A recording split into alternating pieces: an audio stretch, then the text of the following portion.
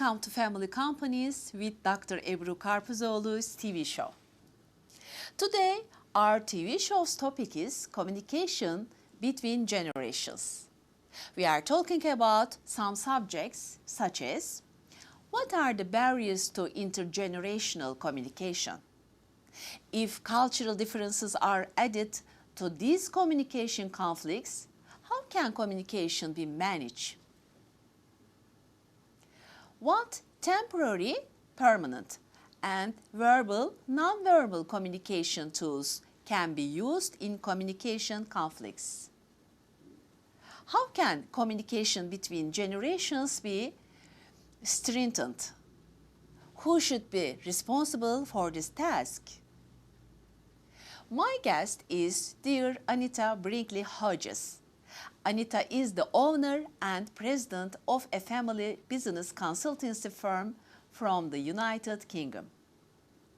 First of all, I'm going to give you some information about the communication in family companies. Then I'm going to ask ANITA HODGES to answer some questions. I'm honored that my dear friend ANITA is a guest in our program. Thank you so much, ANITA. Communication is the act of conveying meanings from one entity or group to another through the use of mutually understood signs, symbols, and semiotic rules. As it is understood communication, which is the process of transferring data, information, emotions, understanding, and thought from one person to another person, who requires the sender's message to be understood in the same way by the recipient and or acted in accordance with the sender's instructions.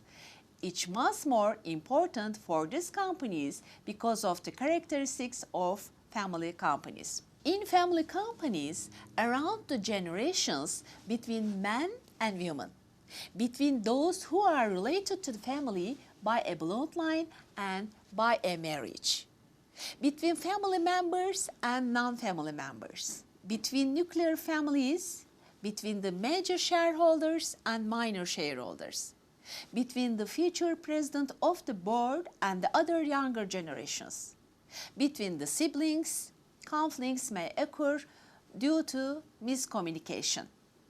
The inability to resolve communication conflicts is one of the biggest factors in the sustainability of family companies, especially if there are frustrations, belief in injustice, high egos, sense of worthlessness, lack of self-confidence.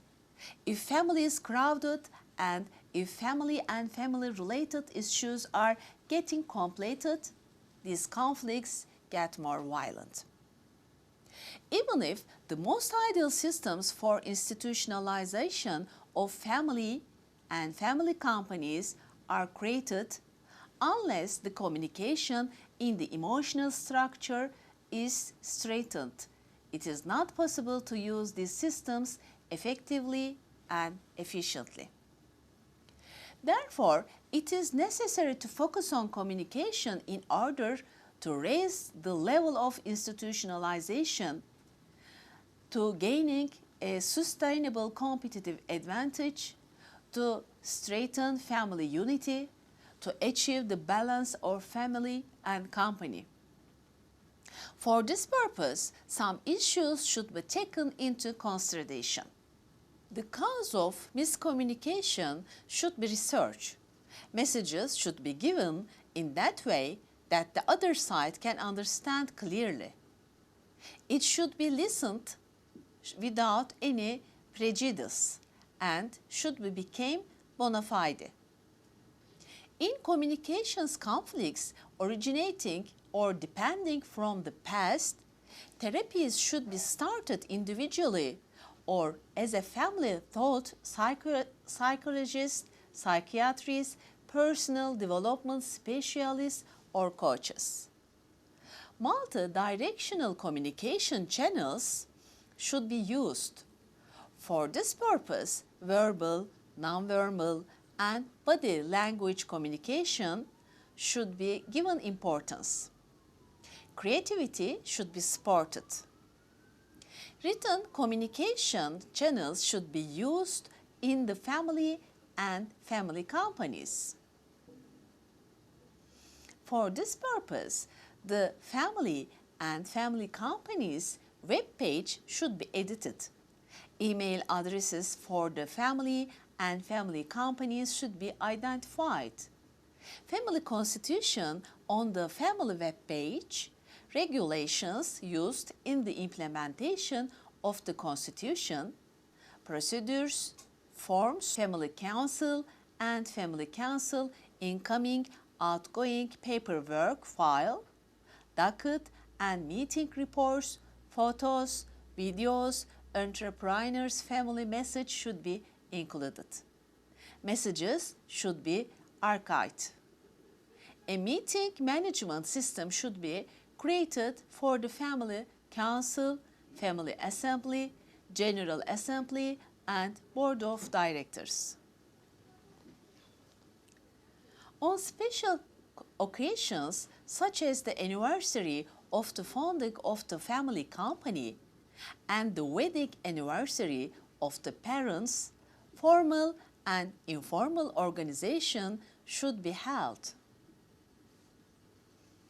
Projects such as family and family company magazines should be developed in order to increase communication of the younger generation and to understand their business performance. Relationship and communication regulation should be prepared. Digital platforms and a social media platforms management system should be formed. Presentation and reporting techniques seminars should be given. Contracts such as company main contract, family constitution, partial renunciation inheritance or renunciation inheritance, property regime or marriage contract, board of directors service contract, share contract should be arranged. The family council and the board of directors should be structured in order to discuss conflicting and targeted issues related to family and family company. The importance of listening and empathy should be emphasized. Studies should be carried out the succession management process out between generations, the system of promotion appointment within the family company, the determination of authority and responsibility, the transfer of authority, and the use of initiate. As it is understood, the regulation of relationships and communication with the essentiality of being a family and the rationality of being a family company must be balanced and blended very well. So, the elders of the family have an important task. They should set an example for future generations with their words and actions, as well as take responsibility for creating a communication and relationship management system, which is one of the essential requirements for the institutionalization of the family and family company. Now, first of all, we are going to ask Anita to introduce herself. Then we are going to ask her to answer some questions. These questions are: what are the barriers to intergenerational communication? If cultural differences are added to these communication conflicts, how can communication be managed? What temporary, permanent, and verbal, non-verbal communication tools can be used in communication conflicts? How can communication between generations be strengthened? Who should be responsible for this task? What tools should be used to improve communication? How? How can communication between the same generation be strengthened? Could you give us some examples of your experiences? Hi, I'm ANITA HODGES. I'm founder and chairman of Family Business Place and a specialist family business advisor to families around the globe. I'm delighted to be here with you in EBRU on your show to share my experience and expertise. In this episode, we will be discussing the tricky topic of communication between the generations. The Guinness Book of Records cites 7 living generations in the same family. Wow. In order for us to understand why tensions arise between generations, it's helpful to identify the traits that each generation has and to ask the questions. What are the characteristics in each generation? Why is it that we are this way? And how can generations understand the various preferred forms of communication when building loving, appreciative, caring, supportive, engaged, meaningful and strong relationships? Let's begin with what is termed the traditionalists. This term applied to those born between 1922 and 1943, prior to World War II. Their lives were shaped by the conflict and the Great Depression. The baby boomers span 1943 to 1960, and I count myself as a boomer. We grew up influenced by the past and post-World Wars and the move to prosperity, huge social change, and as a result, we all had a positive attitude towards the future. Now, Generation X were born between 1960 and 1980, the first population to grow up with personal computers and the information age. A generation impacted by social and economic change, less secure about the world and more independently minded and self-reliant. Millennials are born between 1980 and 2000, seen as the most educated, connected, confident and independent generation to date. And finally, Generation Z, in the wake of the millennials born between 1995 and 2009, otherwise described as digital natives. Their personalities have evolved through being connected 24/7. Technology is an addiction, but the ability to connect and form strong peer-to-peer relationships has never been harder. So these are the characteristics of, and a small glimpse into the wider differences between the generations, and they provide fertile ground for disconnect or potential conflict. In addition to these potential conflicts, we can throw in a handful of cultural differences into the mix. The world is a global village, and as with small communities, there is a propensity to misunderstand and to be ignorant, for fake news, prejudice and conflict. In my view, there is no quick and easy way to fix in managing the complexities of communication.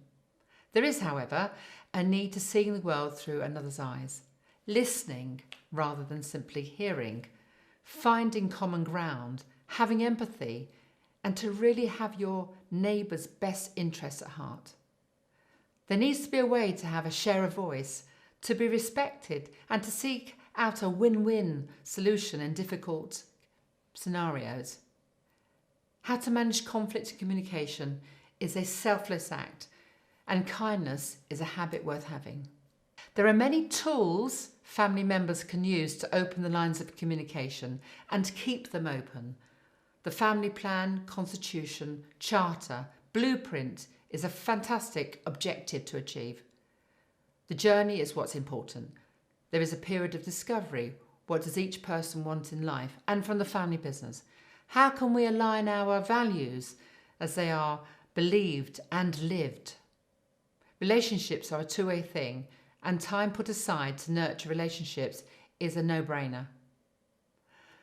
Things don't happen by accident or on their own. There needs to be a powerful shared vision for the future, which is achieved and articulated via various channels, and an open mind to receive different opinions and show respect.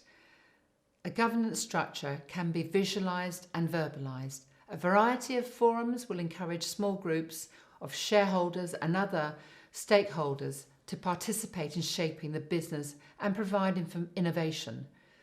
By creating a family board as well as an operating board will allow boundaries to be set and different priorities and agendas to be discussed, with negative decision making and outcomes all included. It's easy to say that everyone should be responsible for good communication.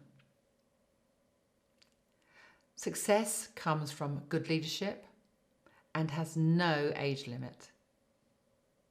Energy, passion, and the will to succeed is what drives good communication. Identify a person in the family who is positive, has a kind heart, someone who listens and seems to draw people to them easily. Shine a light on someone with a sense of humour who can be relied on and who always shows up.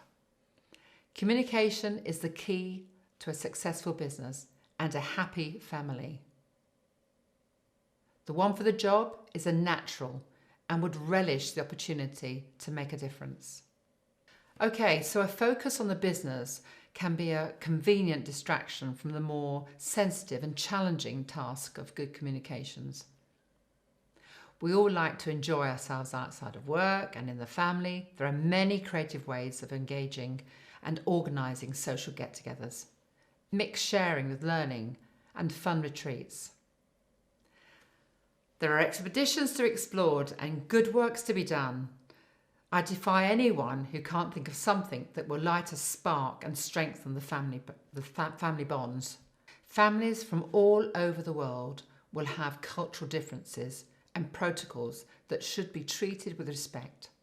Listening, sharing, learning, appreciating, and the ability to build relationships is fundamental between generations from any background, colour, or religion. Our differences are what make us who we are, and they form our behaviours and our beliefs.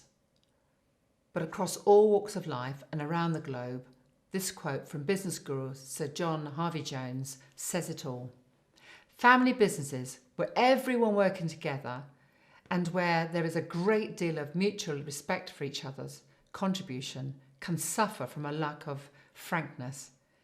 It can sometimes happen that the bonds of love and respect are so strong that individuals are constrained from saying what they feel for fear of treading on someone else's cherished aspirations. Communication between members of the same generation can always be strengthened and improved. We all need to be valued and respected by our other friends and our relatives and our colleagues and the family and the business. Take the time to get to know each other, find common ground, discover each other's gifts and talents, and just do the stuff together from time to time, outside of the business or on a special project at work. It takes two to tango. Okay, so in my business, I work alongside two of my daughters. My eldest, Amalia, has recently taken over as managing director, whilst my youngest daughter, Olympia, is our head of design and marketing. I can think of nothing better than coming to work and seeing my children every day. We all work to our strengths, enjoy each other's company, tackle seemingly insurmountable problems together, and have complete respect in each other's abilities. We thrive on energy, expertise, passion, kindness, support, and love. The thirst for success in our business runs through our veins. My girls inspire me every day, and I am mentored by them, especially with technology and new ways of working. We have set boundaries so that where we work, we are colleagues. When the office door is closed at the end of the day, we revert to being mum and daughters. As a family, we run together, we eat together, we relax together, and find purpose in fundraising. We all have hobbies outside of work and support each other's endeavours. As a team of girls, we now share the childcare between us. What a privilege and unimaginable return on investment. we would like to thank ANITA BRIGHTLEY HODGES for answering our questions and sharing her valuable knowledge with us.